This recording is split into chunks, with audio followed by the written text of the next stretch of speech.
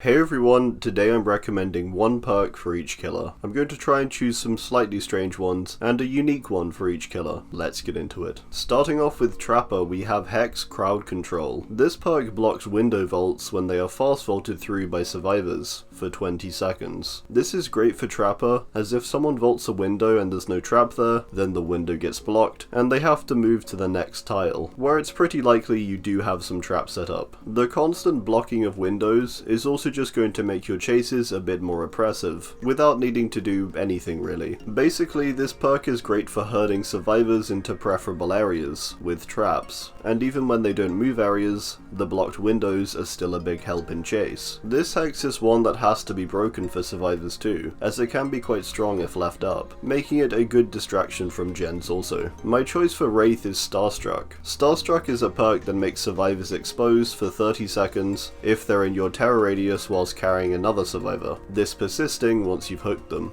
This then has a cooldown of 60 seconds. This perk is great for Wraith because it relies largely on your basic attack, which is all Wraith has. After hooking someone, you can immediately cloak, chase down a nearby survivor, uncloak for an easy hit, and insta-down. The undetectable status and extra speed helping you to catch them within that 30-second window. For Hillbilly, I'm going with Hex Retribution. This is a perk I really like on Hillbilly. This perk is both an information and anti-boon or dull totem cleansing perk, and works pretty well with common Billy perks like Ruin. This perk makes it so whenever a dull totem is cleansed or blessed, survivors suffer from the Oblivious status for 45 seconds. Oblivious of course removes your terror radius. If they cleanse or bless a hex totem, their auras are revealed to you for 15 seconds. These are both effects that are very nice to have on Billy. Oblivious makes approaching with your chainsaw far easier and sneakier, and having the auras is just great information. Even if they're on the other side of the map, with your chainsaw, you can act on this information easily. My choice for Nurse is quite a straightforward one, Bitter Murmur. Pretty much any aura perk is good on Nurse, but I particularly like Bitter Murmur, as it reveals the survivors at a good time, and for long enough to get a good idea of their direction.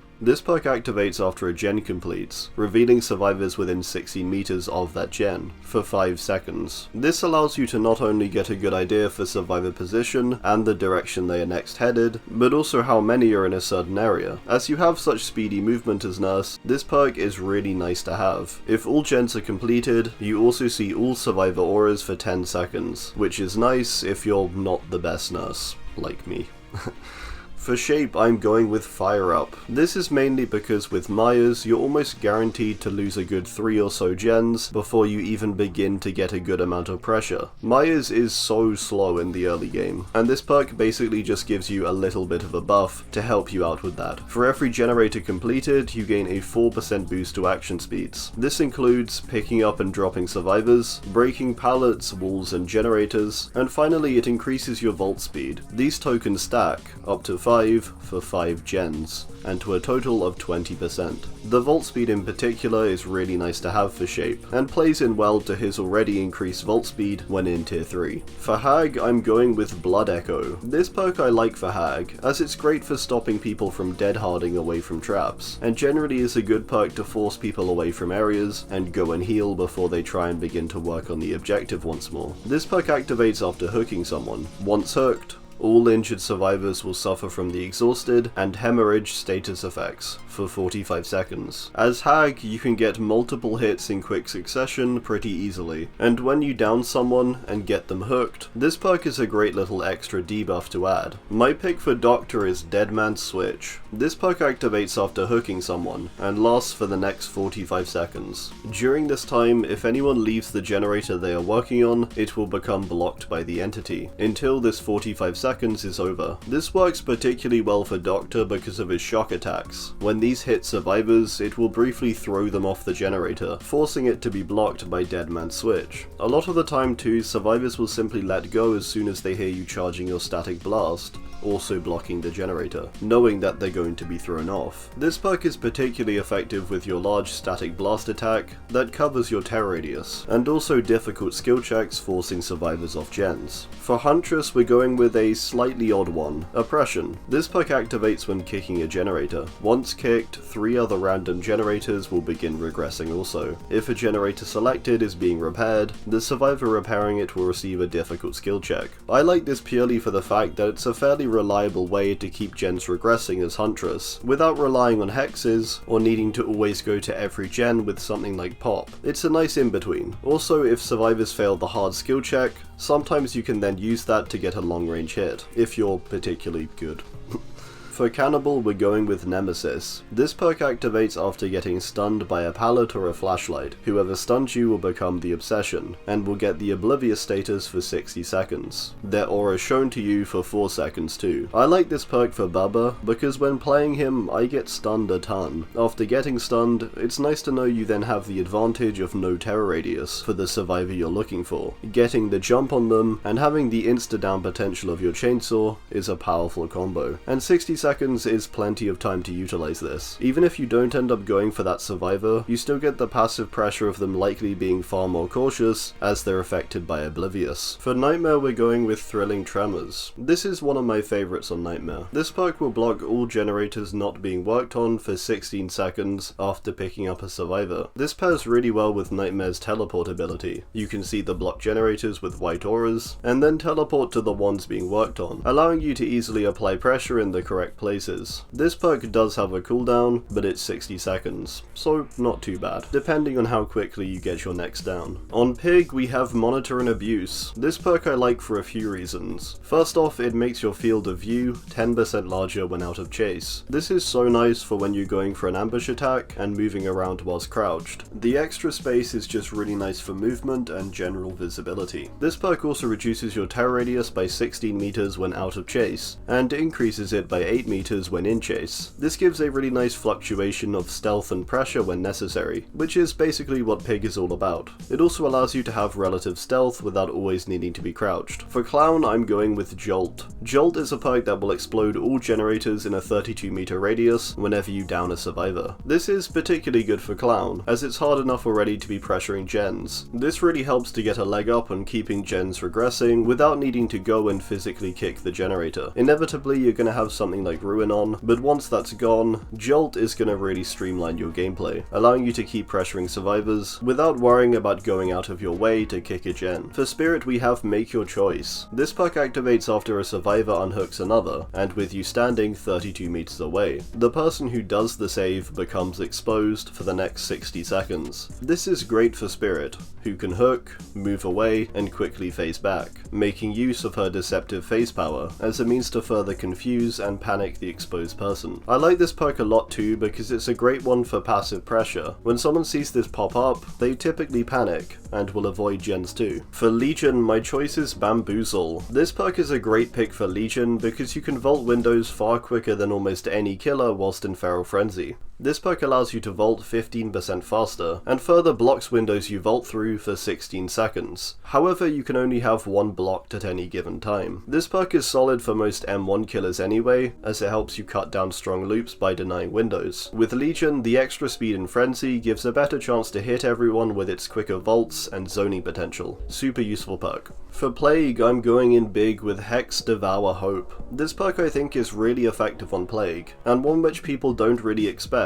This perk gains tokens each time a survivor is saved from a hook and you're 24 meters away. The first 3 tokens you get a small haste boost after hooking. Once you've reached 3 tokens, all survivors become exposed, and you can insta-down. Then at 5, you can Mori survivors. The reason this is so effective is because you can hide the fact that you have this with your red vomit, using it once you hit 3 stacks. A bit like Noed, the exposed is only revealed once you hit someone, making it easy to hide as long as as you're cautious. As Plague, this works especially well because early game you're going to use mostly green vomit, then late, red, so Devour fits in really nicely with this general flow of gameplay. For Ghostface, I'm going for Discordance. I think this is what I recommended last time too, and I pretty much stand by it. Discordance is so nice to have on Ghostface. This perk activates when 2 or more survivors work on a generator, revealing them with yellow auras, if you are within 96 meters of them, which is quite far by the way. The aura then remains for 8 seconds after a survivor leaves. This perk is solid for Ghosty because you can easily focus where you stalk, finding multiple people, and marking multiple people too, whilst also pressuring a gen. For Demogorgon, I'm going with Surveillance. This perk will make any gens you kick become highlighted with a white aura. If the gen then starts being repaired again, this aura will turn yellow for 16 seconds, notifying you that it's being worked on. This is particularly strong for Demo, as your portals allow you to survey gens and their regression without needing to be near them. Upon them being worked on, you can also quickly get back to pressure once more, making it quite effective for keeping gens in check. For Oni, we have Hex Plaything. This is a perk I love to run on Oni, and I feel it is so effective. This perk will make survivors oblivious after they are hooked for the first time. They can only get rid of this effect by cleansing a specific hex totem. This totem, however, is only shown to them when they are within 16 meters of it, and no one else can cleanse it for them for 90 seconds. Having large durations of oblivious as Oni is so useful. Plaything acts as a distraction for survivors, to both play more cautiously, but also do things other than healing. This is ideal, so that you always have the max number of blood orbs ready to go. If they do choose to heal, there's a good chance you get the jump on them, as they can't hear your terror radius. For Deathslinger, I'm going with Save the Best for last. This perk is great for Slinger as it can let you get a hit, then immediately follow it up with a chain shot. This often lets you near insta-down survivors. This perk can reach up to 8 tokens. Each token is gained by landing an attack on any survivor who isn't the obsession. Each of these tokens reduces your cooldown after successful attacks by 5% to a total of 40% with 8 tokens. However, if you hit the obsession, you lose 2 tokens. As Deathslinger, you can preserve more of your stacks by having your first damage onto the obsession be from the chain breaking, which will not remove your stacks, but will still damage the obsession. For Executioner, I'm going with I'm All Ears. This is a pretty straightforward one, but hey, aura perks are kind of amazing on Executioner. This perk activates when a survivor does a fast action, such as a fast vault, within 48 meters of you, revealing their aura for 6 seconds. This then having a cooldown of 40 seconds. This is great for getting easy, or at least easier hits, with your ranged attack, Punishment of the Damned. This can be particularly helpful if you're not so great at predicting survivor movement, without having a visible cue. My pick for Blight is another quite straightforward but incredibly good one,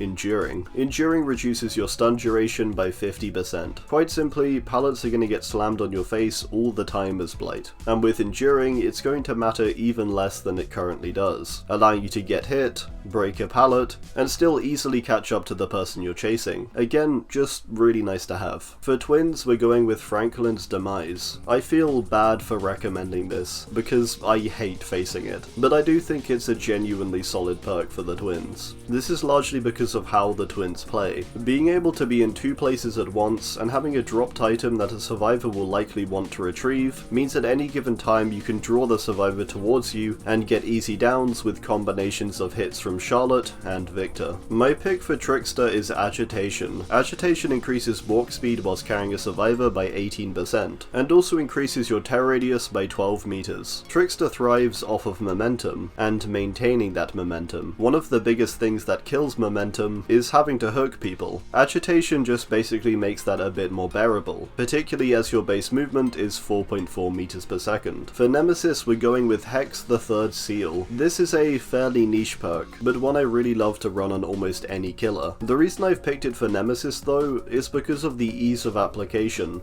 This perk simply applies the blindness status to anyone you hit. This includes hits with your tentacle. Blindness will block auras. This makes it quite easy for teams to miss a hooked teammate, or simply deny the usage of some of their perks. Again, I love this perk, and on Nemesis you can apply it with almost no effort. For Cenobite we have Lethal Pursuer. Lethal Pursuer will highlight all survivor auras at the start of the game for 9 seconds. The reason why this is so good is because it gives a much higher chance at finding the Lament configuration before the survivors do. The way the box spawns is away from both you and the survivors, in the free space available. As you start the game, you know your position, you can see the survivor's position with Lethal Pursuer, and so now you can figure out the general area of the box using that, getting an immediate chain hunt. For Artist, a perk I found really useful is Zanshin Tactics, particularly when learning her. This perk lets you see the auras of windows, pallets, and breakable walls within a 32-meter range. This is great for Artists because a lot of the time your crows are going to be set up around windows and pallets. When someone is swarmed, and you're doing a blind shot on them to try and injure or down them, this perk can be amazing, allowing you to perfectly line up a shot, as you predict they go for the window or pallet vault. My choice for Onryō is Sloppy Butcher. Nice and simple, but very effective for Sadako's hit and run power. Sloppy Butcher applies the Mangled and Hemorrhage status effects when landing a basic attack. Mangled increases heal times by 25%, and Hemorrhage makes the survivor leave more blood, and in higher quantities. As Sadako you're going to be teleporting around a lot, using stealth to your advantage. Being able to apply Mangled whilst you do this just gives that little bit extra slowdown. Alright, well, that's gonna do it.